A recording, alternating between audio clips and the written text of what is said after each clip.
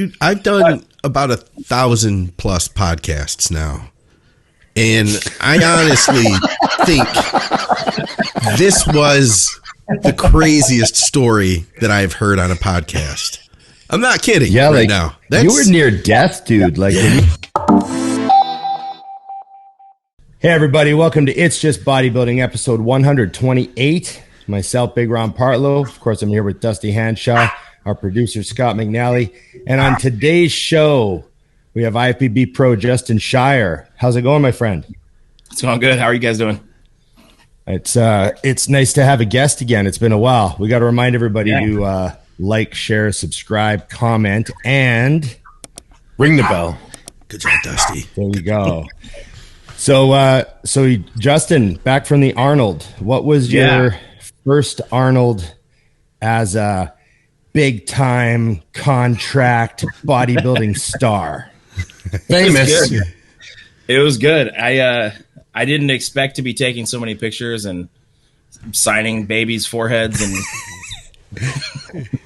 all that Sometimes stuff. the baby needs to be signed. Yeah, it was a lot of fun. It was really cool. But it definitely showed kind of the power of these podcasts, didn't it? It absolutely did. I mean, Dusty and I talked all weekend about how blown away we were. I can only imagine. I know what Fuad's views are with how much effort he's putting into those. So I can only imagine what your guys' fan experience was like as well. Because we were just blown away with it. It was like the only thing anyone talked to us about. Yeah, it's crazy. I know. We're walking through the expo, and I'm walking through with Hunter Labrada and Ben, and then we get approached and get asked for a photo while Hunter Labrada's right there. They didn't care about Hunter. Here's the fourth best in the world. Don't worry about it. Yeah. It was funny. I told a story last show how these girls handed their cameras to Chris Aceto for him to take a photo of us. Yeah. And there's awesome. Chris Aceto with these cameras taking pictures of me with these girls that listen to the show. It was hilarious to me. I had no idea who Chris was. None. Yeah, it happened to Paul. He was with Victor Martinez, and some kids came up and handed his camera to Victor and said, "Will you take a picture of me and Paul?" Oh my God, the world has changed. The world has changed. Wow. Like, it's upside down, man. Yeah. Did you also notice the big thing that we noticed that we talked about a lot was how, you know, before when we would go to expos, because Dusty and I have been doing this since like 2011, 2010, we've been doing all these expos. Oh yeah. And it used to be people would come up to us and they'd talk to us about, you know, what they saw us through, which was like the mutant content or Dusty's iForce stuff in the early days or whatever, right? Yeah. But now they come up and they talk to us about, like, they talk to me about movies and music. Right. Because that's what they know now about me. Yeah. And it makes it so much easier to have like real conversations with people, because they're not just like those old like fan sponsor conversalike They're now like you don't actually know anything about the athlete. Yeah, this is a great way to connect with people and have like genuine interaction. I noticed the same thing. Yeah. And it makes it more fun for you too. Right. Definitely. You know what I mean? Because it's not the same thing all the time. It's not such a forced interaction. You can actually just genuinely talk about what you like, and people like you for what you are. Yeah, it's good. Yeah. So what do people bring up when they talk to you? What did you notice? Was there a trend? You know, there wasn't much of a trend. I mean, people kind of gravitate towards me, I think, because of training a lot. That seems to be when I get when I get DMs from people, it seems to be about training. So that's kind of the niche that I have. But aside from that, like Fuad's podcast is just so obscure and silly, and we just talk about the dumbest stuff. So it's, like I did a Q&A last night, and I used to get normal questions in my Q&A. Now I don't get normal questions. I was going to tell you what I do a Q&A, and it's all the same stuff. And I put up, what do you guys want to know from Justin? And I mean, one of the first ones I read was, would you rather have dicks for fingers or vaginas for ears for the rest of your life? And I was like, What is this guy into? That's my people. That's what you bring. That's the market you bring. Yeah, exactly. Your wife is going to be so proud. Yeah. What about is there anything like, people are calling Paul Uncle June and that sort of stuff? Is there anything that you're getting from people? I don't know. Oh, anything man, that you notice? Did they say you're the funny one? Did they say you're my favorite? A little bit of that. Yeah, they do say that. Yeah, they do say I'm the funny one and they're my favorite. But I mean, obviously, I get a lot of engagement about my hand. Right. Right. And no, go ahead. So you just have people come up, and what do they is there like an inside joke they try to crack with you, or do they bring it up? Or? Right. We all kind of bullshit about it on the podcast, and so everyone kind of wants to get in on it. It's fun. So that was one of the questions actually. Someone make jokes at my expense. So someone asked was who has a bigger pinky, you or Jamie Johal? And I was like, I didn't get it. I was like, well, I don't know what that means. I told Ron, and he goes, "Oh God, you don't know the stories." Yeah. So Dusty actually doesn't know, and a lot of people don't know unless they saw like Fouad's initial interview with you where you told the whole story. Sure. But you want to give like the Coles notes, kind of catch the rest of the fans up that maybe didn't know about what happened. Yeah, the Reader's Digest version.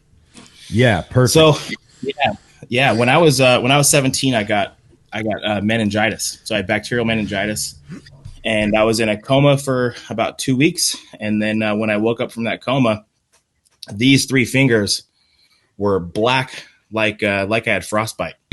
Oh shit! Have you ever seen like the movie Mr. Deeds, like his black foot? Yeah. That's what these 3 fingers looked like. So it was sepsis, and during that time, your body will take blood flow to keep your heart and your brain going, and it attacks the extremities first. So it's really common for people to lose their extremities, hands, legs, feet. I've seen guys lose their nose, ears, shit like that. So I was actually really lucky to have only lost these 3 fingers. But yeah, that's it. Yeah. And how long was it like it was like a full year before you were like recovered, wasn't it? Oh yeah. Yeah, definitely. I mean, Dusty, this, you see it in a movie where people wake up out of a coma and they sit up and gasp for air, and it's not like that. So, you wake up and it's like, I was, full paralysis from the neck down, and I'm just in a bed and I can't move, so it was, months and months of rehab and physical therapy, and yeah, it's a long road. That's wild, man. Now, we got to also I want to catch people up on the bleeding to death story. Because always that's funny. It's such an awesome it's such an awesome story, but you got to give the update on that one too, because these 2 stories I think are just like keys as to understanding the Justin Shier situation. Yeah. So give us this one. Yeah. So when I was it was 2013. So what, 9 years ago now, something like that. Mm-hmm. I was riding my bike with some buddies of mine, and I that's what I used to do. I used to ride like freestyle BMX. So we were out kind of raising hell through town and grinding handrails and being, causing criminal mischief. And we end up in our town. There's these two main roads. There's a one-way coming down and one-way coming up. And we ride to the top of town. And what we'll typically do is just hill bomb. So we got bikes with no brakes. We just tuck and hill bomb. So you probably end up going about 35 miles an hour down these hills. And we end up going into a little Mexican restaurant. It's like a fast food Mexican restaurant joint. It's open late. And we had been drinking a little bit, nothing crazy. But we eat some food and we come out and we see this chick walking down the hill from a hotel up here. And you could tell she's just kind of on one, So we're just fucking around and we holler at her. And as she comes over, she asks us for a ride. We're on bikes. So I'm like, I'm on a bike, lady. I can't give you a ride. No, she goes, no, watch here. She gets on my handlebars, sits on my bars, and leans back against my chest. So she's sitting on my handlebars. Her head's here on my chest. I'm holding on to my bars, and I'm thinking, fuck it. Let's do it. I just lift my feet, and we fucking roll. Oh, God. So you're at the top of the hill right now? I'm at the top of the hill. Okay, yeah. just checking. Yeah. So typically we would cut over and we'd go down with traffic.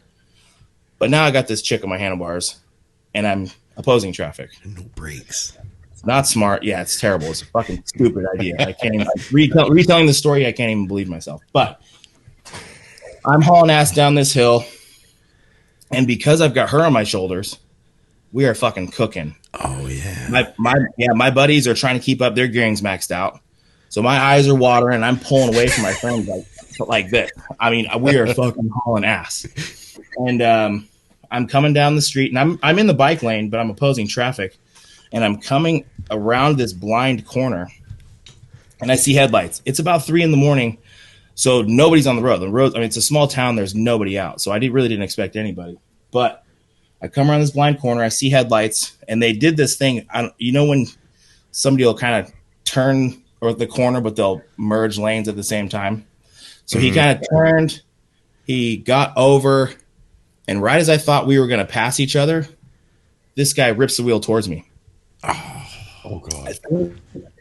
I think what happened is he just caught me at his peripheral. He panicked, and he yanked the wheel towards me. Because what you'll see, I've got pictures of this. His tire was up on the sidewalk. And I was right in front of his car. So I end up hitting this guy head on. I go face first into the windshield. I'm probably going 35. It's a 35-mile-an-hour road. He's probably going 35. So I'd assume a combined speed of about 70 miles an hour. I go face first into the fucking windshield. And this chick gets ejected, misses the car completely, and flies about 15, 20 yards. Holy that crap. way. Wow.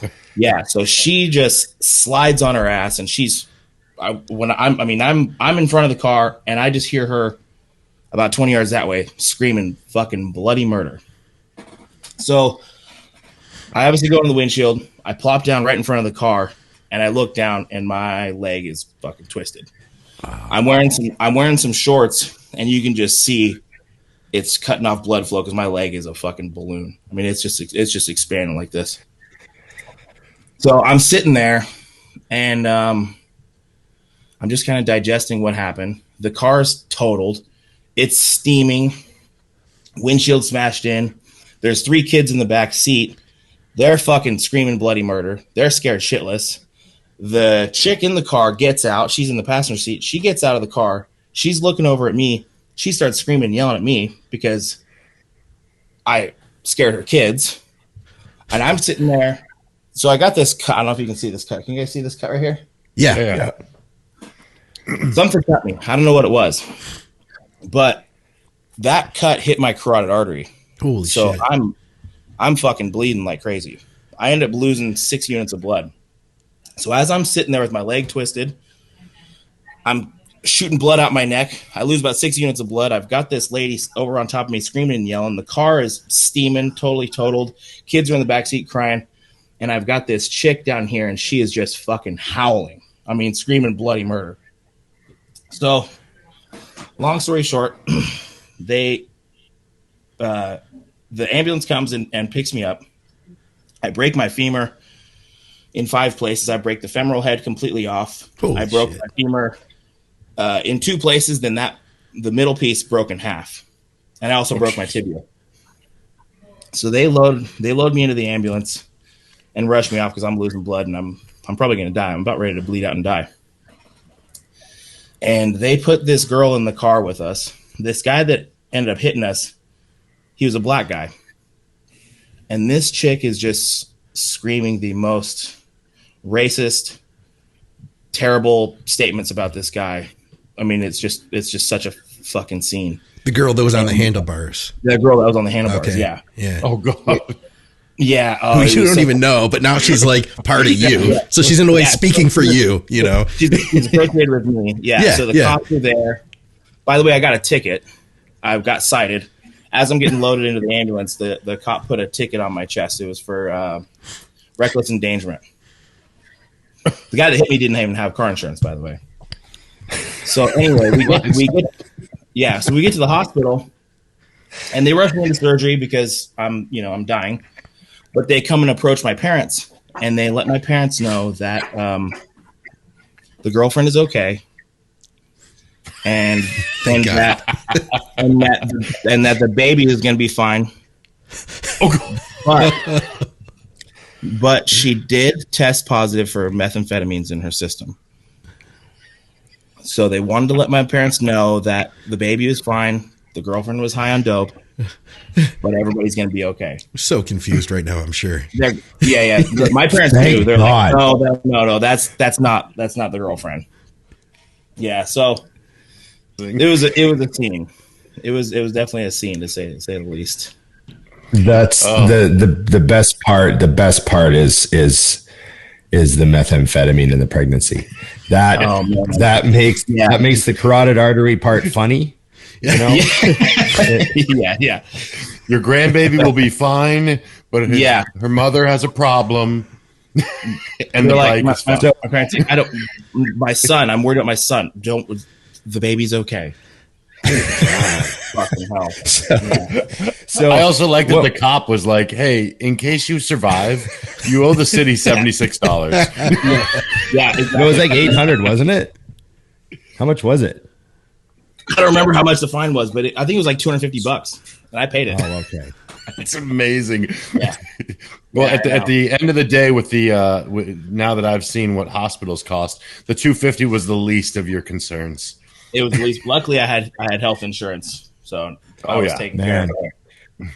So one thing you mentioned was the fans bring up training a lot to you. Yeah, and I'm wondering if some of your training philosophy is rooted in how rough you were on your body when you were BMXing, and you're kind of thinking that's no longer a path I want to go down. Absolutely. Is that part of it? Yeah, definitely.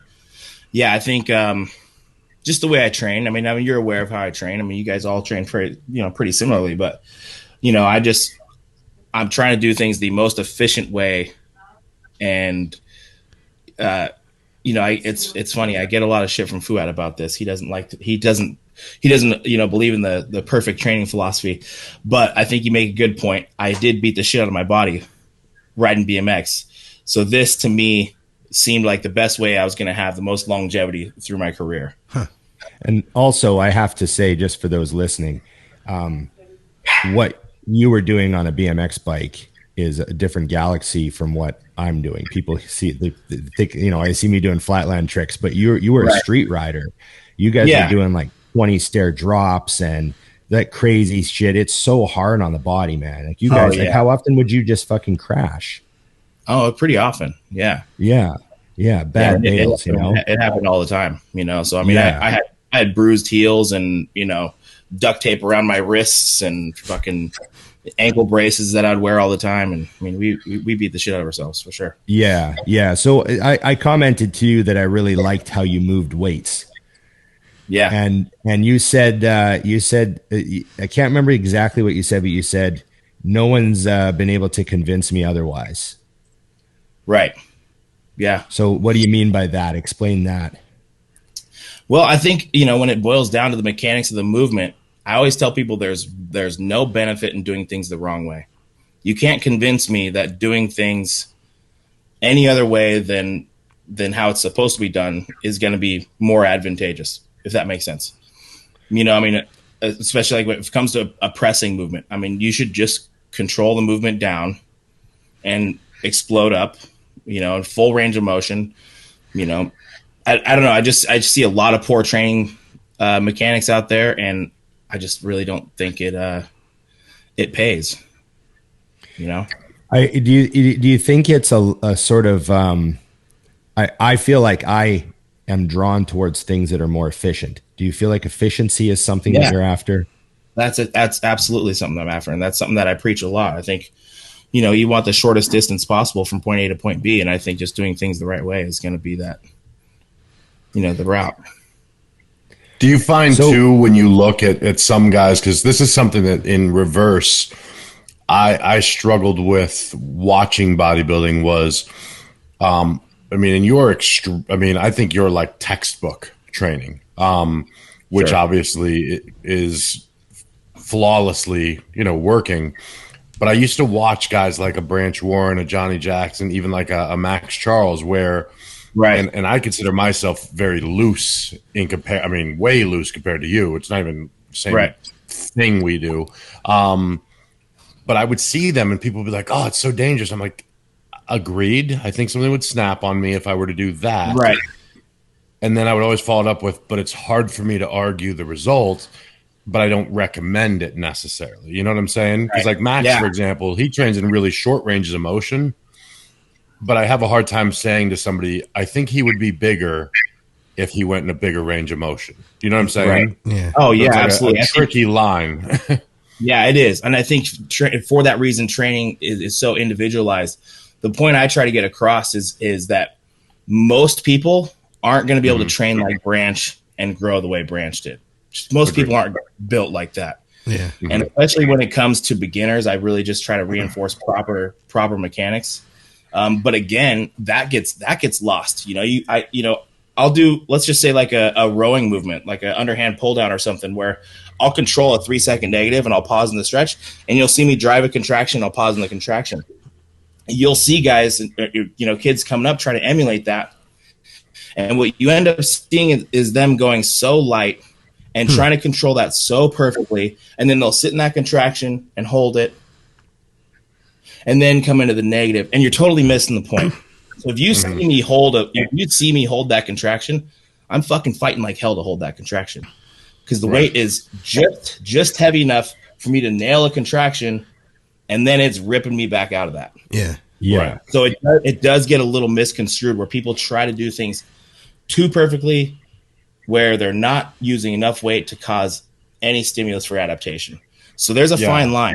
I'm a big proponent of executing things appropriately, but there is a fine line. Yeah, I think it kind of reminds me of back.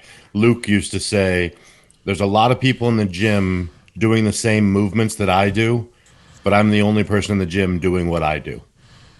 Sure. And I think that's the thing that's lost. 'Cause I have that with clients where I'll say, hey, we need to just tighten up a hair, because I do a lot of progressive overload, but what gets lost is the form goes to shit so they can get one more number. And I'm like, we didn't really get stronger. You got sloppier, right? Yeah. And then next thing you know, I get the email, you're right. I've completely changed my ways. And they were doing a bent row with 225, and maybe it should have been 210. And now they're like, I got 135 and look at this form. And I'm like, oh, fuck. I know. Yeah. Or you got the opposite, where I tell a guy, I'm like, hey, those rows look great, but you got a 30-pound dumbbell in your hand, and your lats aren't going to grow with a 30-pound dumbbell. So I need you to go ahead. And then they send me a video of them doing it with 100. So they go up 70 pounds per hand.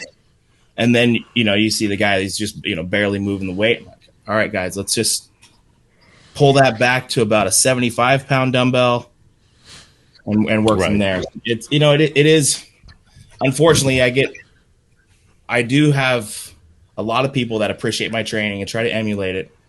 But I think that's what gets lost most, is that I'm doing things as perfectly as I can, as heavy as I can, for as many reps as I can.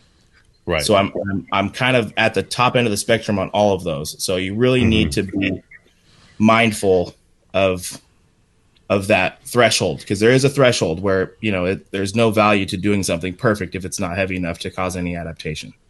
Right. Yeah. Yeah. When you're doing a 405 RDL with every rep looks identical. I mean, that's the thing that I've been, because I'll have guys reach out and so I'll send them back the video and I'm like, but look, that was 12 reps with 405, and I could start that at any rep and it looks the same. Like it's the same rep 12 times, Right. That's what makes it flawless when I'm watching. Yeah. What's your ideal rep range on most things? I mean, I'm kind of a top set, back off set kind of guy. So I'm going to be in a more 8 to 10 for my top set, 12 to 15 for my back off. But that, that varies. If I'm training legs, who doesn't love a good 20 rep set on a leg press? Yeah. It's kind of hard to argue that that's not, an effective rep range for training quads. Yeah. Yeah. I remember the days when we used to do 6 to 8 rep sets on the leg press. Oh God. See, that's scary. It is. And that was scary. Like the number of plates we used to push at like back in the 90s, like everyone loaded the fuck out of it. And you did like a 6 to 8 rep set. Yeah. It was brutal. If And I'm now anything, I think, fuck, it's so dangerous. yeah, if I'm anything lower than like a 12 rep set on a leg press, I'm nervous. Right. Yeah. You got too many plates on at that point. Oh, dude. Yeah. You know, I'd rather do 10 plates aside for 20 than 14 for 8. That's for sure. Oh yeah. So let me ask you about your gym. Sure. Because you know I'm a gym guy. Yeah. Hell yeah. So tell people about your gym. You got Duo Gym. Yeah. So my wife and I own a gym together. Duo Gym. It's just the two of us. She actually does CrossFit. So what we have is a hardcore bodybuilding gym. And then in the corner of our gym, we kind of have an open space. It's like a CrossFit box. And that's where we have all of our squat racks lined against the wall, big open space, bunch of rowers and, the assault bikes and all that CrossFit stuff, a few like Olympic deadlifting platforms. So it's a bit of a mesh of two worlds. And it works really well, actually. And whereabouts is it? What's the town again? So, yeah, we're in Grants Pass, so Southern Oregon, Grants Pass, Oregon. So what pieces are in the gym just for you? Is that whole gym, like, did you pick all the bodybuilding equipment out, or did you kind of go like what's going to be popular? I knew that answer without knowing. So when I actually bought the gym from a gentleman who was a bodybuilder. So it was an old school bodybuilding gym, but we're in a small town and he was appealing to an elderly crowd. So when I bought that place, we had like 300 members and 250 of them were above 65 years old. So I really had to kind of revamp that place and make it my own and slowly. I mean, you dealt with it too as well, yeah? Yeah. I mean, we started from scratch. Like we just started with 0 members, but yeah, we did start in a building that had been a gym, So, you're starting a new brand, Right. So I kind of went through and I had to do a big yard sale and get rid of a bunch of equipment that I was never going to use. And then just slowly but surely bring in all my hand-picked stuff. So did you just slowly turn the music up? Oh yeah, definitely. Yeah. So I remember when I finally like just made the shift. Like I remember there was a moment where I forget what radio station we put it on, but I'm like, fuck it, I'm just gonna play our own music because it was Tom Petty every day in there. So it was like old school rock, Tom Petty, fucking. Maybe you'd hear a little bit of AC/DC, which I know you love, but it was just old school rock all day. So I just put on and radio style. And radio style, yeah, exactly. So I just put on some rap music one day just to feel it out. And I remember cringing because it stung a little bit because there was there's some people in there that didn't like it, but it was my gym now. And I just had to draw that line. I had to do it. And that doesn't mean I'm not conscious of, the crowd. I read the room and, we make sure to choose music appropriately. There's definitely times of the day that we will still play some old school rock. I got like a 4 p.m. crowd where it's just a bunch of guys that come in rushing after work. And, so you play music accordingly. I know you deal with it, but slowly but surely we just turn the dial up. And then also I've got a sign that I think my rules sign, it says, we don't censor our music. Bring headphones. There you go. Right. Yeah. Mm-hmm. Sorry. Yeah, because we play all hard rock and metal and gangster rap. I play whatever the fuck I want. Yeah. Yeah. It's most people appreciate it, but you do have some people that complain. But I've spent the last 10 years in gyms fucking hating every music I heard. Yeah. Well, radio stations are the worst. I mean, it's not even the bands they play, it's the songs they pick. Yeah. They play like the radio shit, there's they play the slow songs and the fucking love ballad will come on and it's like Jesus fuck. It sucks, man. It's a big buzzkill. So yeah. Being able to control that element of things is huge. And even sometimes when I train with my training partner, I usually don't have headphones, but if I'm training by myself, I'll wear headphones, listen to my own music, but still just knowing that there's good music on, put a different energy in the room. Like even if I'm not listening to it, it's just a different energy in the room. Yeah. Right. Yeah. It's amazing what the volume does to a room. Like you just turn it up a little bit. It really changes things. Fuck yeah. You know? Yeah. It's like a big deal at our gym because we want people to walk in the door and be like awake. Yeah. Absolutely. So, I totally agree. But yeah, to double back to your question, there's a lot of equipment in there that I've spent money on that my wife doesn't give a shit about. What's the most frivolous spend? Most frivolous spend? Oh man, I don't know. That's kind of tough. I mean, when I first bought the gym, we didn't have an 8-stack, or we didn't have any. The cables were shit, so I bought an Arsenal 8-stack, which was not cheap. That hurt. That's all that hurt. It hurt, but it's nice. I don't know. Just aside from that, you know how it is. You find a piece and you want it. You don't really care how expensive it is. Like I just bought I just got a matching kit for a Nautilus press. So I have the Nautilus vertical press, the flat press, the incline press, and the shoulder press. Nice. Yeah, I see you using them on Instagram. They look awesome. I love those pieces. Those things are so sweet. Yeah, they were expensive because the people that know that those are valuable. Like the people that have them know they're valuable. So if somebody's getting rid of them, they know people want them. So it gets to be a bit of a bidding war with pieces like that. How is it training in your own gym? Because since you're working there, and if something's broken, if somebody wants to complain, they're coming to you. How do you go about cutting that off and being where you need to be able to train the way you like training? Oh man, I mean it's tough because sometimes my training sessions, and Ron probably knows this, it's a 90-minute session that takes 3 hours. But I come in the evenings and I just try to fully detach.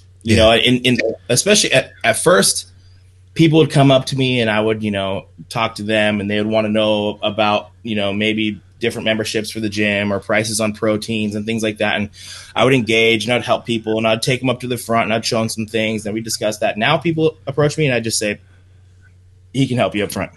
There you go. Matt's the guy. Yeah. And you can handle it diplomatically, but when you start giving in, people take advantage of that. Because if somebody sees you spend 5 minutes chatting with a guy, the next guy's going to get in line, and then the next guy's going to get in line. Next thing you know, you're not able to fucking train. An hour goes by and you're not even training. Yeah.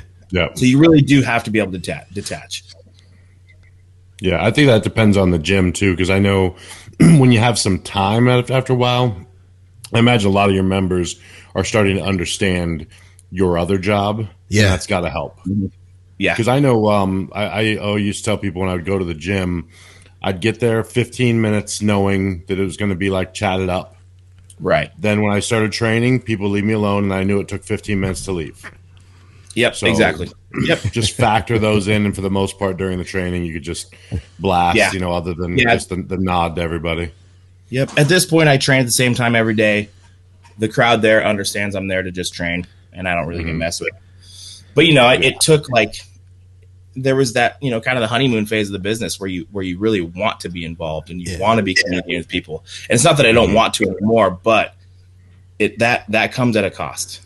You have to think of yourself. You have to think of what you need too. To be your best. or my poor training partner who's just sitting there waiting. You don't got 3 hours for this shit. Yeah. Do you find it funny that because we do the podcast and we say shit, we say dumb shit.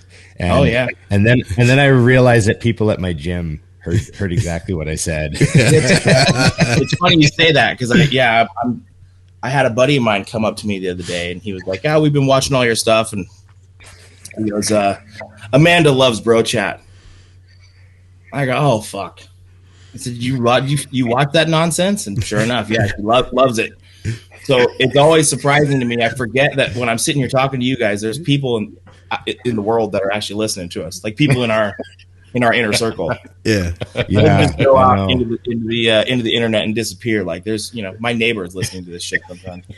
Yeah, the odd time, like usually, like we record on Mondays, and there'll be the odd time where I'll be driving to the gym on Monday, and I'll think, oh fuck, I think I said something today. Should I send Scott a text and get him to edit that out? Yeah, I know you got to be mindful. When I start talking about stuff people do in my gym, I go, oh shit, what if that guy listens to this? Yeah. You described him to a T. You're like, he wears red tank tops and yellow every single day. He got a beard. Yeah. His name is Randy. It's funny. So we were talking about stupid exercises that people do in the gym, and I happened to film this kid. He was he had his feet up on a bench, and his chest was supported by like a Bosu ball. So he's laying flat, and he's got 2 dumbbells in his hands, and he's doing like rear delt flies while balancing on a Bosu ball with his feet up on the bench. So I filmed this kid. I'm going, what the fuck is going on here? So I film it and I send it to Fuad, and this is just in text message. Well, he brings it up on the show. Oh God! He puts his phone up and films it, and I got to wonder. I go, God, did this kid see this? Yeah. Oh God, I've been cyberbullied by the most famous podcast in bodybuilding. Lawsuit. I know. I felt bad, but I was like, "Ah, fuck it." If this kid sees this, maybe it'll help him a little bit. Have you had anyone surprise you, like where you're from, that watches the show and you're literally blindsided? Like, I mean, even if it's somebody you don't know, because I've run into that before. I told the guys at one point, I was walking into a Starbucks and I was kind of like getting ahead of a guy who had a bit of a limp. So I just waited for him and I held the door. And he walked through the door, and then he looks back at me and goes, "Oh, you getting the Dusty Special?" And I'm like, "What? You know my name?" Like, I was so thrown. Yeah. Are you getting one also? Anyway. And then Dusty's thinking that he calls the Dusty Special something else to the ladies. Yeah. So thing now? Wait a minute. So I'm curious, have you had any of that where somebody's like, "Oh, I watched your show," and you're like, "You?" Yeah. Oh, definitely. I got approached by one of the cart boys at Costco the other day when I was just loading stuff up into my car. He ran up and wanted a photo. That's cool. All right. Yeah, it is cool. It's cool. It's usually like unsuspecting people, Mm-hmm. And the Expo, I got approached by like this guy and his wife, and they're probably mid-40s, and she told me, I feel like you're my son. You're on my TV every day. I thought, oh, you guys watch this stuff. That's awesome. Yeah, so they took pictures with us, and they're stoked. Yeah, she said, we watch you all the time. That's cool. The people you don't expect, but yeah. No, I know. It's funny. One of the things about being a pro is traveling and training. Yeah. And, it's always something that's probably one of the hardest things about being a pro is the scheduling around the trips. So how is the Arnold for you as far as traveling and training? Did you get a little taste of that shit? What'd you think? Oh, definitely. Yeah. So we went to American Barbell, and I know you went there as well. We avoided Pro's Gym. We didn't go there. Yeah. So I trained with Hunter and Ben during the weekend, and it was great. It was awesome. I will say the day we did the photo shoot with Hostile, we trained legs. So we got there, we shot photos, we took a bunch of product shots, and about 4 hours later, it's like, okay, it's time to train. Well, neither of us really wanted to train. We're both beat up after the weekend. It was Sunday. We wanted to get the fuck out of there. But Fuad had camera guys there, so we had to train. We end up we're warming up on adductors. Fuad's going, the fucking adductors? Fuck that. Get off that machine. Go hack squat. I'm like, hey, man, I'm just trying to warm up, right? So we end up doing some warm-up with adductors, and we're going to go to the hip press, the Rogers hip press. We start loading up plates on the hip press. Fuad comes over and says, hip press is for pussies. Get off that thing. We need something hardcore. He goes, go to the hack squat. Fuck it. We go to the hack squat. We start piling on plates in the hack squat. So we both turn it up. It's me, Ben, and Nathan Epler. And we both got to turn it up, so we got to slap the plates on, cameras rolling. So it's time to squat. And we both end up doing a few we just did one hard working set because that's all we ever do is just one hard set. But that was interesting. That was one of those things like, traveling, we didn't feel great, but cameras were rolling. I'm a professional. I got to act like it. Let's go. I couldn't do the leg press. Fuad wouldn't let me. Oh, that's I love that funny. I love that Fuad hammers you guys because he of all people knows what you feel like. He knows you're fucking dead. He knows. Yeah. He's like, oh, the hip press. He goes, that's the easiest exercise you could have picked was the hip press. Easiest and safest. I don't need you guys safe. I was like, I like the hip press. Come on. We were gonna put 20 plates aside on it for fuck's sakes. We were. Yeah. So you know, we had a bit of hack squatting instead, but it's all good. It's classic. Yeah. That's classic. So, but aside from that, I mean, it's you get to the gym and I felt like shit after traveling, and we all went out as like a team and we were drinking, and then when next day we're trying to train chest, I'm like, holy fuck. So let me ask you a question, just for the viewers, because we get tons of questions about food and meals and everything like that. Yeah. And obviously we want people to know pros don't live like monks, but at the same time, you're not prepping for a show. So what was your diet? What was your 80, your ratio restaurant meals to like prepped meals? Oh man, I got 4 days. It was probably about a 50-50 this weekend or that last weekend. Yeah. Okay. But so, I mean, I got a room at the Residence Inn, so I had a kitchen.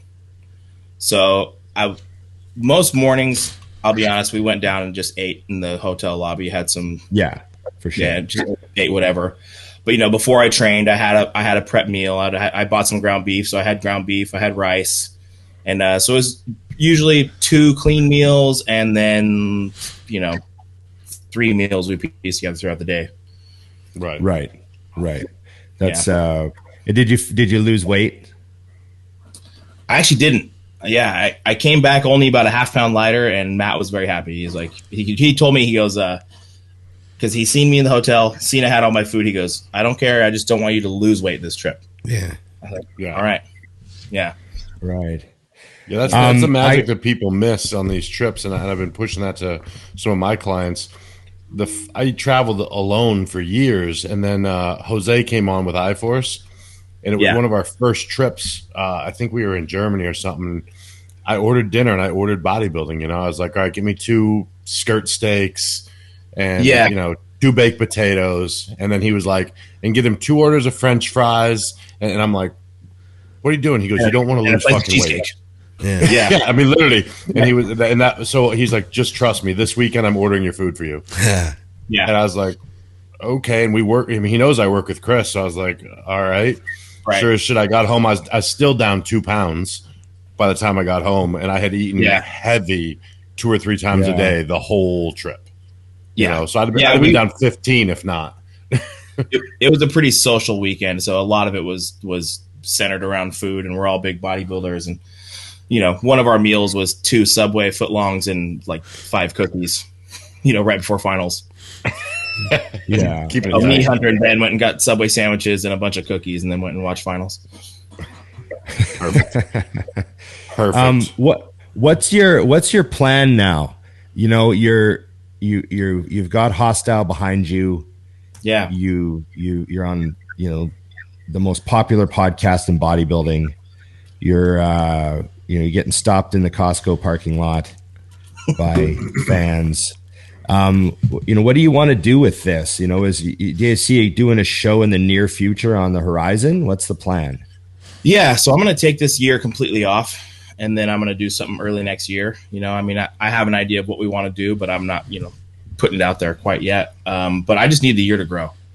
So I'm going to put on size, and then I'm going to aim for something early next year. That way I can actually try to make an impact on my pro debut. Hell yeah. What did you weigh when you got your pro card? I was like 216. Jesus. Right. Yeah. When your waist looks like a wrist, that does a lot to how much I think you weigh. Yeah. He's like 216. I'm like 260. You said 260. Got it. Yeah, I think people were really surprised how light I was. That's whack. What do you think? What do you think you're capable of doing?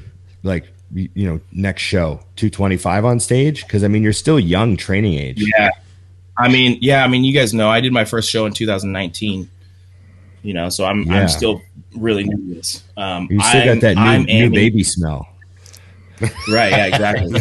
So I'm projecting and hoping to be in the 230s next time. That's what I would like to see. Yeah, that'd be cool. You know? And just to kind of able to put on 15 pounds in a little over a year, I think it's possible. And so to put that into perspective for any of our viewers that maybe don't know the weight classes, you were a heavyweight, right? And at 216, that means you may have been going against guys that weighed in at 225 before they loaded back up. So you could have been going against guys that were in the 230s and you were still able to win. That's pretty impressive right there, you know? Yeah, there were guys that I was giving 15 pounds up to for sure. I mean, there were guys that barely made weight. Yeah. You know, and then, you know, rebounded up 5-6 pounds. Yeah. I think the key there, though, for these guys to recognize is two things. A, I mean, obviously, they can't choose their parents and have shape like yours. But when you're peeled, even if you don't have the prettiest shape, when you're peeled, you look bigger. Yeah. Number one. Right. And Sure. no one would have been shocked if you won the overall. Like, I was watching the show and I was like, I mean, I'll be honest, because I always lean towards something I never had. So I love like just wacky, pretty physiques. But you have enough freak factor that I was like, I thought you actually might win the whole show. I was just like, you're going to win the overall. So I don't think that's a reach at all to see you at even 235, because this is a full year, 13 minutes into your career. I mean, that's a long time. Yeah. You know, yeah, I think just because of my shape, I think I'm going to be able to carry that weight really well. I'd agree. You know, and you look would look like 50 pounds on you. Yeah. And I mean, how heavy was Phil when he won his Olympia? Like he was in the 230s. Yeah, when he won. Probably high 230s. I'm not at all saying I'm Phil Heath, but no, but it's actually it's a valid comparison, because like I saw him when he won the USA's, and then found out he was like 211 or something. Right. And I mean, just like you, if somebody would have said, "Oh, he was 240," I'd be like, "Oh, okay, yeah." Like I wouldn't blink. You know, it's wacky. Yeah. So I had people asking if I was going to do a pro debut this year. Then I had people telling me I should try to make 212 right after the show. Like, I mean, 216 was me sucking down bone dry. That's what I weighed. Yeah. It's not that I could have gone down to 212, but that's not at all what I want to do. I'm going to keep. My body wants to grow. I'm going to be an open bodybuilder. Yeah. Yeah, it sounds like you'd be done, you know? You'd be done if you... Yeah. And I need to progress. Like, just looking at my frame, I think I could support another 20 pounds. Well, I think looking at your life, you need to progress. That seems to be what you do as a person. That's business, what I was just going to bring up. Those things, and I think that's what people miss, is somebody like you has to progress every fucking day. It's not every year. So you did things backwards from all the other meatheads. You were successful in business first, and you established some businesses, and then you started bodybuilding. Yeah. So I mean, he did them forwards. Yes. Yeah. So do you think bodybuilding came easy? Like the kind of routine and the absolute like repetitive nature of bodybuilding came easier because you've already got business skills? Yeah, absolutely. I'd definitely say that. I mean, there's a lot of carryover, and there's a lot of carryover just from BMX. I mean, I would spend, 6 to 8 hours at the skate park, just like trying a trick over and over and over and over and over. And sometimes you do that for years. Like for me to learn a tail up, I used to throw tail ups for years. Like, when the fuck is this going to happen? And then just one day it does, so I'm not a stranger to the monotony of a routine, repetitive over and over and over. And with the business thing, it was, it definitely put me in a unique position to enter this thing full force. And, I'm fortunate that I don't have like the financial restrictions that a lot of people do when they're starting out bodybuilding, so right now my bills are paid. I'm comfortable. I make money, and now I'm able to, enter this thing with a career mindset, but I'm also financially backed by myself. Right. I am career motivated with this, but I have other businesses that, are facilitating this career as I go on, I would love for you to continue driving that, because that's probably my biggest pet peeve in the industry. I know it's hardcore, but I hate when people say, I'll do whatever it takes to bodybuild. I don't give a shit. I'll live on a couch. And I'm like, you're going to lose 10 years of your life and probably go broke. You're going to be 35 and starting, and that's going to suck. And you can do both. You can juggle both. You know, I'm operating businesses and I'm bodybuilding. You know, I did a prep and I won a show, and I ran 3 businesses while doing it. That's such an important message. I had a guy reach out to me the other day, and he said, "Hey, I want to work with you, but I'm about to switch jobs." And I could tell he was having a lot of anxiety because he was afraid that his new job might not let him eat the way he wanted to. And I thought back about it, and I remember staying at a crappy job because I was afraid that if I switched my jobs, I might not be able to do bodybuilding the way I wanted to. The reality is you can make it work. You know, you proved it. Yeah, you can. Yeah, you can. And, you know, I heat up my meals a lot in gas stations while I'm driving down the road, and I eat my meals in my car while I'm running around. You know, I help a small amount of clients, and I have a lot of clients that'll message me and say, "Hey, my shift is changing at work, and you know, I'm just kind of wondering what we can do with my food." And I'm just like, "That's not up to me, man. I gave you a plan. Just figure it out. There's ways.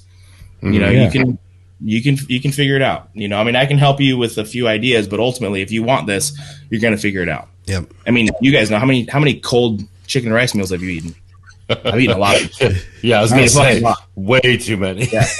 Right. Yeah, it sucks, but you know, I've done it a lot. Yeah, I just love that carryover though, because it's something that gets missed a ton, and like you said, it can all be done. I had a client, or I should say, a friend, reach out to Aceto, and he was like, "Do you think I should?" He was in a decent position in life, and he's like, "Do you think I should quit working for a while to focus on bodybuilding?" And it was funny because Chris sent me his response, and he said, "I think you can chew gum and walk." And that's how I always looked at it. Like, if anything, I found it was easier to bodybuild when I was buried with my businesses, because you didn't have time to even think about being hungry, or you have time for that shit. You got to go, you know? Yeah. You know, and I've had people that'll say things like, "Well, you know, you run your own business, so it's easier for you to navigate." Some days it pays off and it's more convenient, but some days I work 16 hours straight and I can't fucking clock off. I can't just go home. Yeah. Some days I'm married to that motherfucker till 10 p.m. and then I'm training at 11 at night just to get it in because I didn't have any other choice. Yep. You know, so it's it has its perks, but trust me, it's not easier. You know, being able to clock off work and just leave that at work and go about your day, that's nice.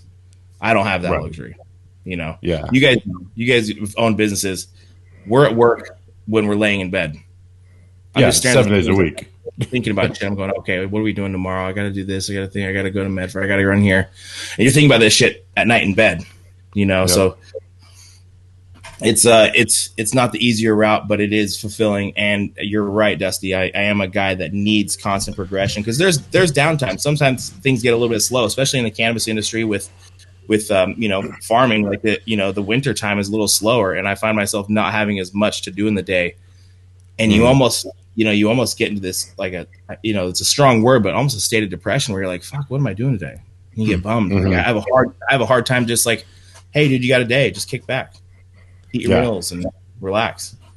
Yeah, you know, it's hard to do because I find even when I had my stores, we had the same, like around the holidays, it would get slower. And I'd find my employees would suck when it was slow. Like I'd walk in when they're busy, the store would be clean, organized because they're too busy to fuck off. And when they're slow, I'd come in, I'm like, why is it a mess? You have nothing to do. So you're doing nothing? Like, you know, so I definitely feel you on that. Yeah. Dusty put up a question box just for you. I seen that. We got to do some quick fires because these are good. I know we already covered the fingers for dicks for fingers or vaginas for ears one. You didn't actually answer that, so you're gonna need to answer that. I'm gonna go dick fingers. All right, he's going dick fingers. All right, perfect. That sounds like a lot more fun. All right, we're gonna rapid fire these. So we don't steal too much of your time. No, we're fine, guys. Let's go. Smoking before or after training? So I don't actually smoke. There it is. He's a tattoo artist with no tattoos. Yeah, so don't get high on your own supply. Okay, there you go. Well there done. Go. Okay, we already answered this one. Okay, how do you make a memorable posing routine? This is my first time doing a show. He wants to make the routine memorable. Oh, man, I wish I was the guy for this. You know, you get so, I don't know about you guys, I get so focused on doing my mandatories that the posing routine is just something I throw together at the very end. Yeah, no one would have ever asked me that. I know. I know. I mean, don't get me wrong, I'm okay. I'm okay at posing, but man, it's so hard to allocate that time, especially towards the end of a prep, into building a posing routine. You know, when I'm just drilling my mandatories. And if this is the show, it said, yeah, don't worry about it. Worry about your mandatories. There you go. Yeah. Fair enough. Yeah.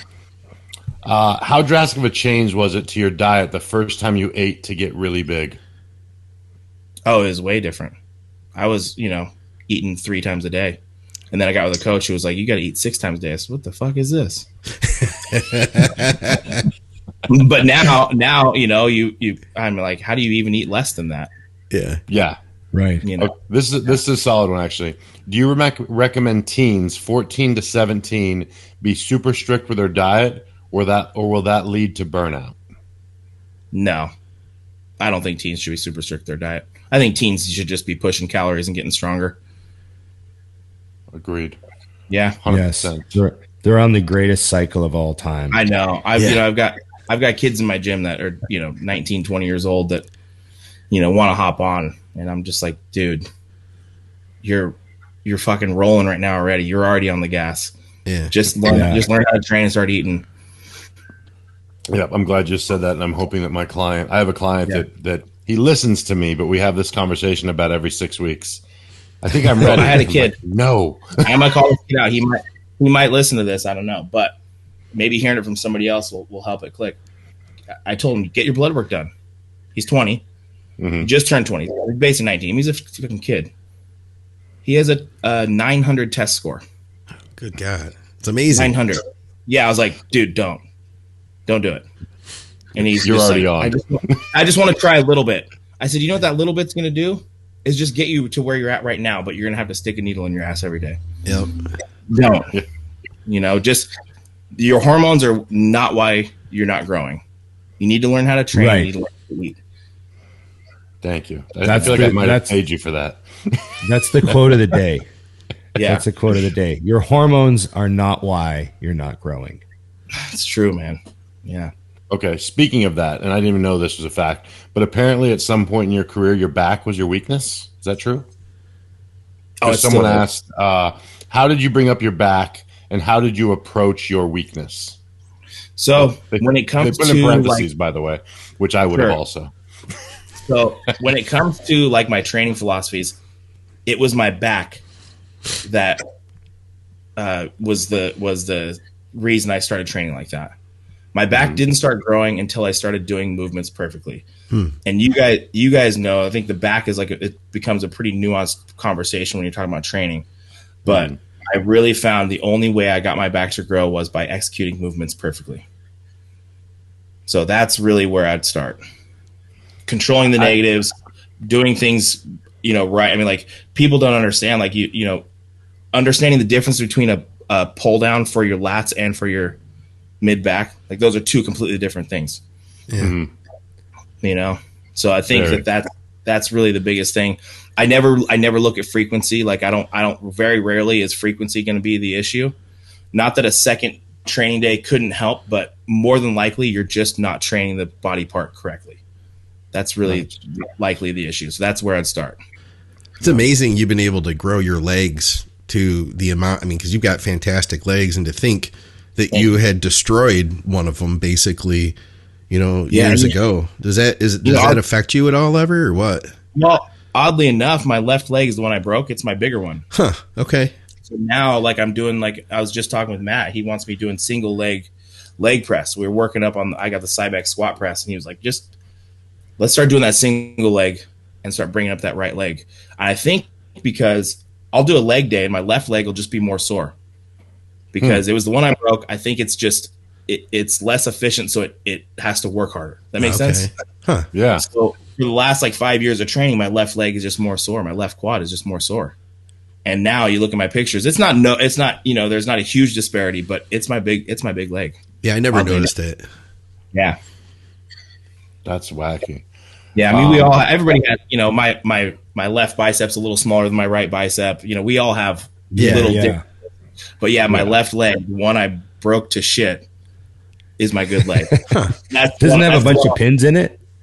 I did. I actually had to have that hardware pulled because when I would squat, I had a big rod in my femur that was, I don't know, about that long. Went from my hip down to about my knee. Holy shit! And when I would squat, that thing would shear my glute. I actually have the rod right here. I can probably show you guys. You're kidding me. I gotta see this thing. Yes. Yeah. Give me a second. So it was shearing his glute. It was like ripping away. Holy shit. I feel like a lot of people would smash their leg up like that and they'd never train again. You know what I mean? Yeah. Get it removed. Let's just take this out. It's fine. Yeah. I love that we have this. This is I know, right? 1 second. I have the rod. This is amazing. Hey, what's going on, guys? I'm going to take a brief moment to shout out our sponsors. I'll make it quick, but this stuff's super important because it's our sponsors that help to make this show possible. If it wasn't for them, we wouldn't be here. And if it wasn't for you shopping with our sponsors, we wouldn't be here either. You can support our programming by shopping with TrueNutrition.com. They're our title sponsor. They've supported us for a number of years. They have awesome health and performance supplements. You can ask Skip or Dusty or Scott Stevenson all about True Nutrition, and they'll tell you how good of a company they are. Hardcore bodybuilders have trusted them for over 15 years now. Use our code THINK. You'll get some savings. You'll support our programming. If you're in Canada, you can shop with supplementsource.ca. They have highly discounted supplements, discounts on bulk orders, and free shipping over $99. Check them out. And finally, you can directly support our programming on Patreon. I'll have links below for Patreon and everything else. We're taking more questions over there, and I appreciate everybody who's already helping to directly support our programming through our Patreon. All right, guys, thanks for hanging with me. Let's get back to the show. You can hear it. You hear it? I can hear it. I'm excited. Me too. I gotta see this thing. So, okay. Here's my hardware. This is the rod that was in my femur. Holy shit. There we go. Dude. There we go. More in the middle. There we go. Yeah. This was in my femur. Bonkers. And then this bolt right here went through here and into my hip. Wow. And then got these two. I haven't pulled this hardware out in a long time. I got these two guide rods that would run down the side. And then I have these screws. I'm going to show you something here. Here's one of my screws. And then here's the other one. And if you notice, this one's broke because I snapped this screw in half while training. Not quite sure how it happened, but I got x-rays one day and one of my screws was just snapped. So when I would squat, this thing right here is so long that the back end of it would shear my glute. So if I squatted past parallel, I would just feel this sharp pain in my glute. Oh God. Yeah, so I went and seen my doctor, and I told him, hey, I can't squat to depth. I need to pull my hardware out. No kidding. So yeah, and what did he say to that? Yeah. Is he like, are you nuts? Yeah, I mean, honestly, I didn't realize it would be such a gnarly surgery. Yeah. So I was on crutches for, I don't know, about almost a year total with this surgery. Wow. So with this injury. So the first one, I was on crutches for about 6 months, and then we realized that I had a non-union. So what we had to do is we had to pull this hardware out, replace it with bigger hardware because that femur never healed. And they did is they wallowed out the inside of my femur and used that bone to fill in that dead space where I had that non-union. Whoa. Right. After that, I was on crutches for about another 4 months. So it was about 10 months on crutches. And then I finally get into training, and I realized, like, hey, I mean, I can't be that guy that can't squat to depth. This is bullshit. You know, yeah. I don't want to have excuses. So I discussed it with the doctor, and we decided we could pull out the hardware. But I'm telling you, this thing being ripped out of your femur is a bitch. I didn't really, I thought go get my heart removed. No, I had a plate on my shin and this hardware and bolts through my hip. So I was on crutches for about another 6 weeks after that. That one was rough. I didn't realize that one would be so hardcore. And you guys didn't know, but it wasn't until he had it removed that he could actually make heavyweight. Before that, he was a super. I was super. I believe it. Look at that fucker. Yeah, at this point in time, my leg was probably this big around. I mean, that left. I had such a journey to bring this thing back. That's crazy. When was that? When did you have that removed? What year? I had it removed, I think, in 15. I broke my leg in 13. And then, I mean, to be honest, that's what got me into the gym. I never really trained before that. I did a little bit, but it was, mostly just to try to have, big arms. Like, I never trained legs. I remember. I like how you started training in 13, and by 2015, you were so committed you needed to squat to depth. Yeah. It was only 2 years, and you were like, depth or death. Yeah. I can't be one of those pussies that's making an excuse for not squatting to depth. What does the shirt say? Depth before dishonor? Is that what it says? Yeah. I like that. The powerlifting shirt. What is the so this is a question now I actually have is, when did you realize that bodybuilding was the thing? I mean, because it's an interesting. You didn't go back to riding your bike. Well, I tried. Okay. I did try. So when I ended up, it's a funny story. I broke my leg again. That's so funny. To get back on the bike. Yeah, I know. Stupid story. So once I got load bearing on my leg, I had like a road bike, so I was cycling and I was just trying to get back on my bike.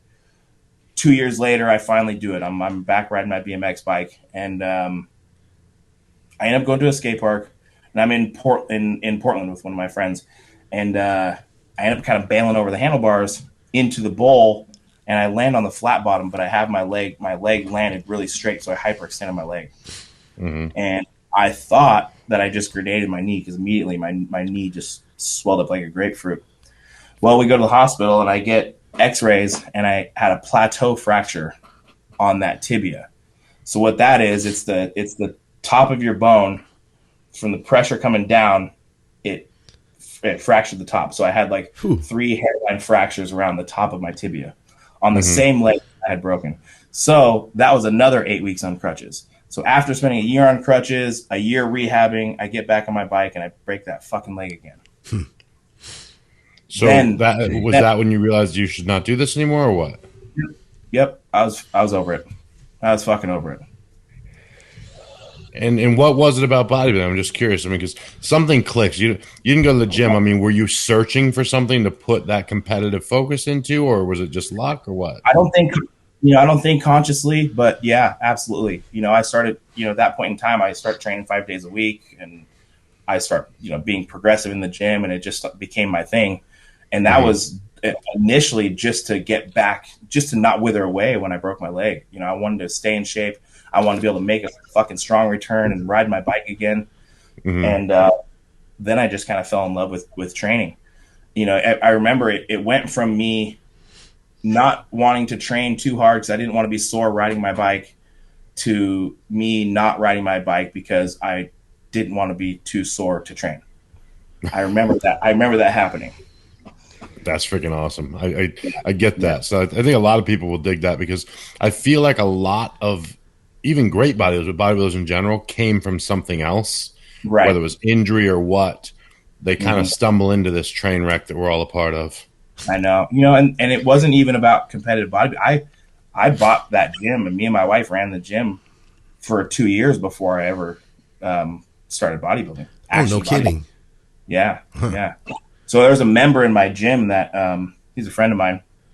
He competed. He actually just did men's physique, and he wanted to do classic. And I told him, I was like, dude, do classic. You got the shape for it. Just fucking do it. Put on board shorts like a sissy and do it.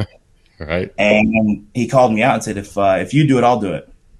So fuck it. I'll do it. Let's do it. I thought I was going to do classic. Well, at that point in time, I'm natural. I'd never taken anything. And I remember I took 500 milligrams of testosterone because I linked up with a coach. He just gave me, it was 2 cc's a test, real simple. I blew up to, I was like 185 and I got up to like 205, and we started prep at like 205. I finished that prep at 200. I lost 5 pounds that whole prep. Nice. So I barely sucked down. I remember we saunaed like crazy, and I barely sucked down into light heavies that year. I was still like 15 pounds off my weight cap for Classic. So that's how it all came about. So Classic was over before it began. Classic was over before it began. Yeah, and I remember that was like when Breon was doing his thing. I was like, that I could get behind. I think I could do that. I like that. Yeah. Like, oh shit, I'm too big. Yeah, and then I'm too big. Fuck it. Good problem. That was a question somebody had though, so I'm glad you answered that. We got one more for him? Yeah, let me. Oh, this is an important one from. I'm looking at the time here. Some guy named the Boston Mass says, "Uh-oh, could you beat Guy Cisternino?" Could I beat? I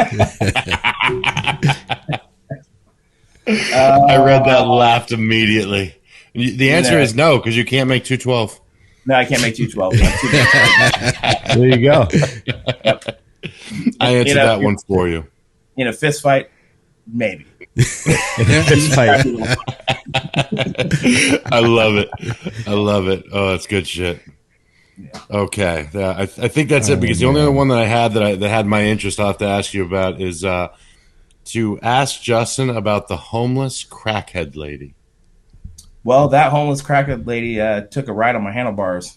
And that's her. Okay. Yeah. I was like, how many homeless crackheads do you know? I got a fucking plethora of them. Good friends of mine.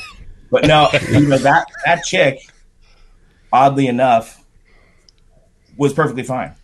Nothing happened to her.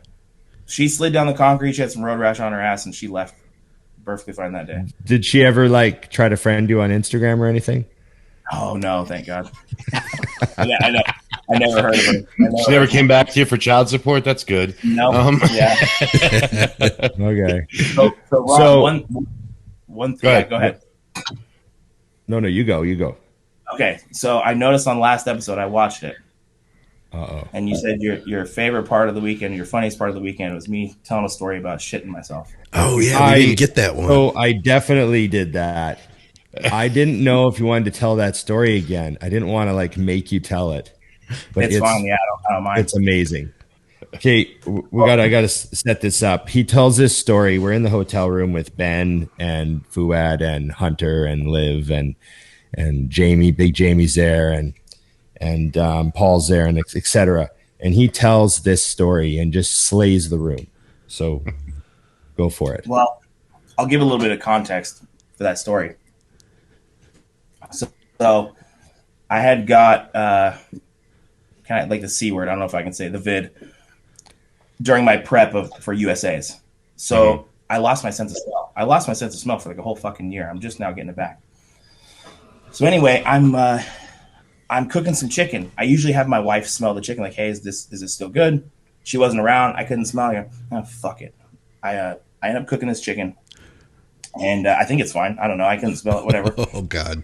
So I eat this chicken. I got it prepped. I got chicken breast prepped. And I'm like 11 weeks out. So I eat this chicken breast for about 3 days. And my wife and I have a trip planned on Saturday. Matt told me he had a cheat meal, and we were going to actually we're going to fly to Seattle.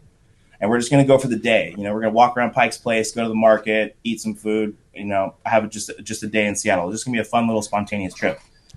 So we wake up that morning, and I don't feel great, but I'm not worried. I feel okay, and I go, fuck it, let's just go. You know, it's gonna be fun. We got this plan.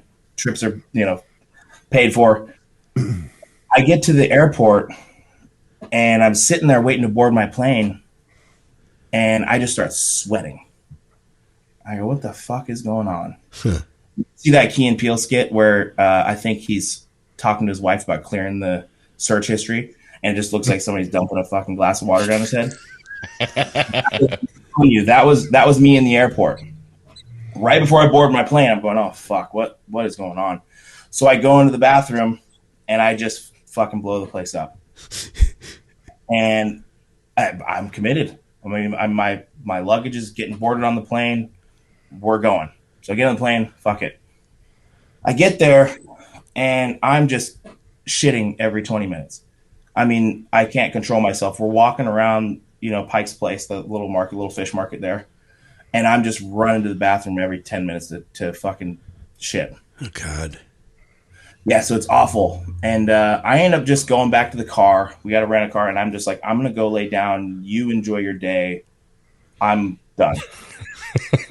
So I'm just laying in the car, just silently suffering. And it's parked close enough to where there's a bathroom that I could get to. So I had to go to the bathroom a few times. Well, about halfway through the day, I start feeling a little bit better.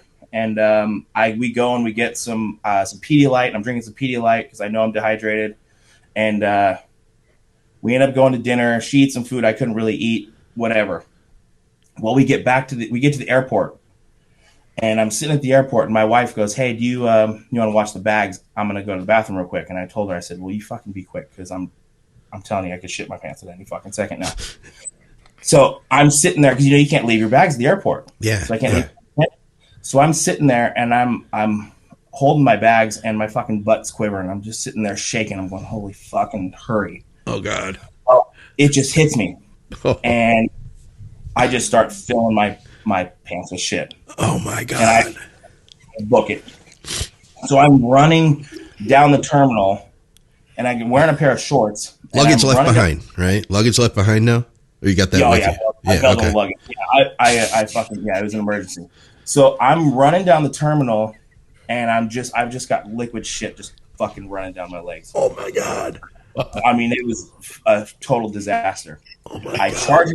charge into the bathroom. I throw open the stall. First thing I do is I take my shirt and my hoodie off. I throw my shit off because I'm always wearing fucking long shirts. I strip my pants down. I fucking blow shit all over the place because it's so gnarly. It's so bad. And so I totally unload. I'm fully covered in shit. And at this point, I'm completely naked. I keep my shoes off and everything.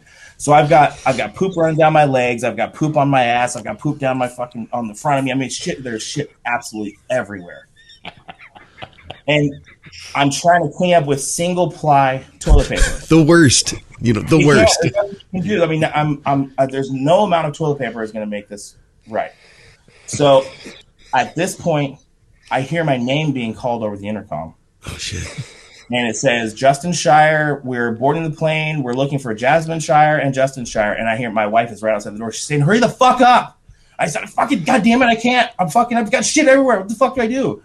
So the whole bathroom's, I mean, it's, you guys know, it's the Seattle airport, and there's a lot of fucking people in the bathroom.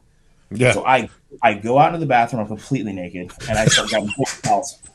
I'm grabbing paper towels while there's about 6 guys washing their hands right there. I go, "Hey, how you doing?" I grab fucking paper towels. I run back in. I'm rubbing myself down. And luckily, I brought a few changes of clothes. So I didn't know what the weather was going to be like in Seattle. So I brought some shorts. I brought some joggers. So I have my wife bring me in some clothes. And I wipe myself off. I get as clean as possible. And I board the plane. Well, that whole plane ride back, I'm just hunched over and I'm like shaking. I'm like shivering the whole time. Like my muscles are contracting and I'm like spasming. I don't know what the fuck's going on. My wife's like trying to pat me on the back. I said, "Don't fucking touch me. It hurts. My skin hurts." Yeah. So we get off the plane and I'm like shivering and shaking. And I'm like, "What the fuck is going on?" And we end up rushing to the hospital. She takes me to the hospital, and this lady puts me in this room by myself. And of course they think I've got the C word. Sure. Of course. I said, "I've got fucking diarrhea, lady. I don't have COVID." Anyway, they put me in this room, and I told this lady, I said, "Hey, where's the nearest bathroom? Because I don't have any control over what's going on right now, and I'm worried I'm going to shit myself." She says, "We can't allow you to leave the room until your test comes back negative." Oh, God. So, That was her mistake right there. You tried. She said, "Yeah." She goes, "So think happy thoughts." Shuts the door. She did not say that. She said that. I said, I'm going to think happy thoughts while I spray shit all over this room." So luckily, I didn't end up shitting myself. They brought me in a commode, and they pumped me full of fluids. Wow. and send me home about 3 hours later. It turns out I didn't have COVID, but I got my my test back, and what it was Campylobacter jejuni, which is just a fancy word for food poisoning. No kidding. It's a fancy word for you ate fish that smelled and your wife wasn't there to smell it. My wife wasn't there. Yeah. So when we left the hospital, I ended up shitting my pants one more time. Well, actually twice. So I'm leaving the hospital and I say, "Hey, is this bathroom available?" No, it wasn't being cleaned. And I go, "Fuck." So I'm booking it down the hallway of the hospital. Sure enough, I don't make it. I shit myself. Right? So I clean up. Fucking disaster. I throw away another pair of shorts, get in the car, and I'm driving home with my wife. Well, we're driving down the interstate, and it's a busy highway, and I got to go. So I have her pull off on the side of the road, and I run to the edge of the road, and there's cars flying by. And first thing I do again, I just take my shirt off because I don't want to, I'm just about to make a mess. I throw my pants down, and I'm just spray shitting all over the side of the highway. I've got no control. I've got nothing I can do. I'm either going to shit in my pants or I'm going to shit on the side of the road. So I drop my pants and I'm just shitting in this ditch. And what I remember this happening, and I'm like, at this point, it's not fun. I'm crying. Yeah. So my fucking foot slides out. Oh no. And oh God. I like spin sideways and I slide down this ditch. So I'm like rotating and shitting and crying.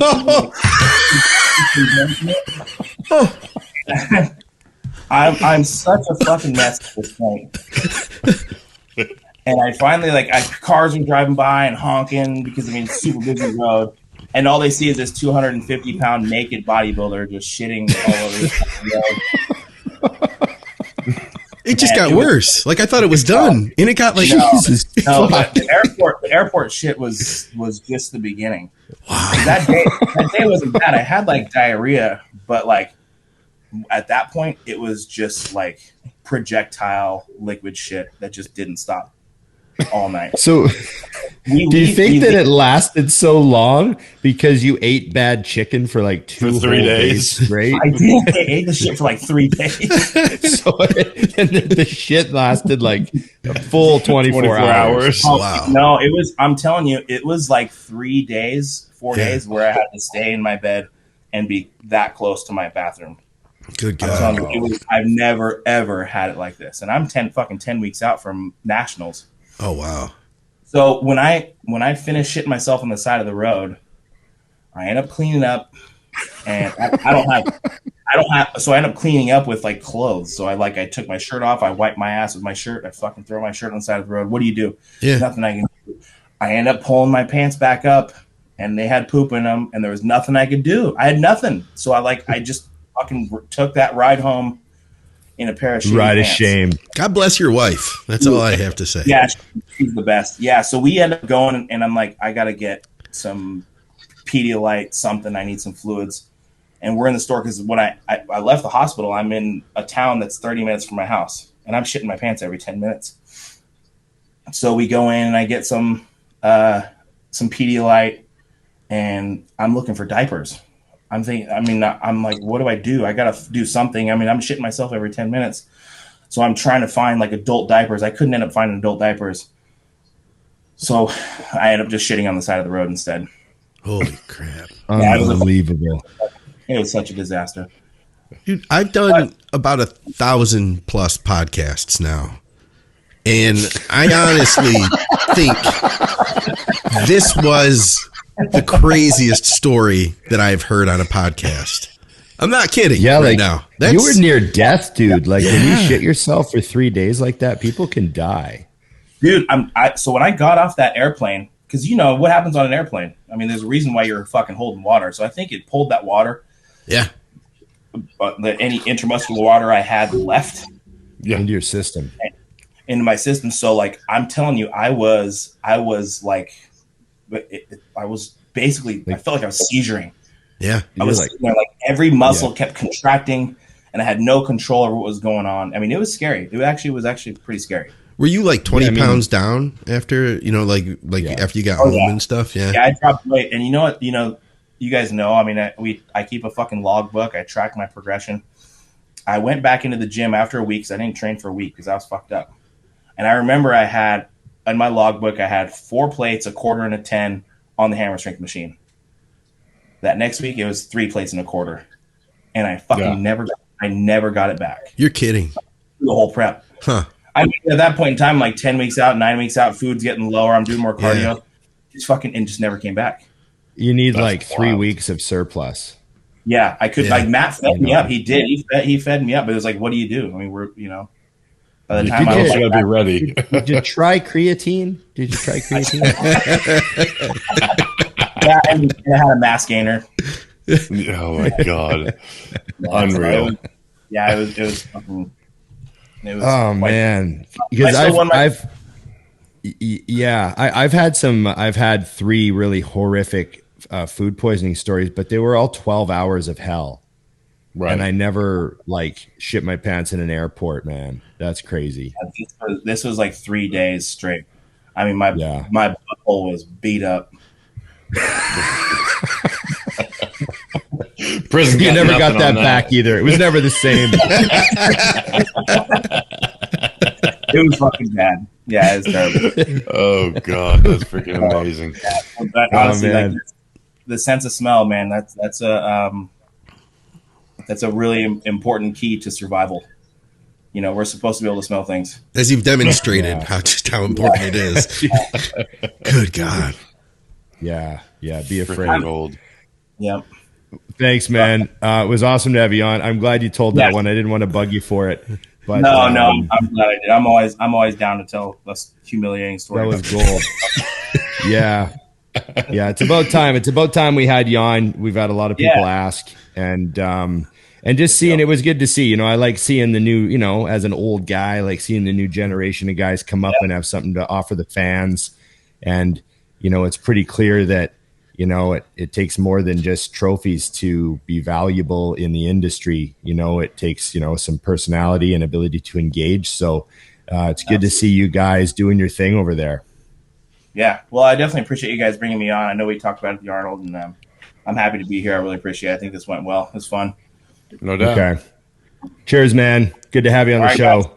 Guys. Yeah, Shier, everybody. All right, guys. Remember, thank you. It's just bodybuilding.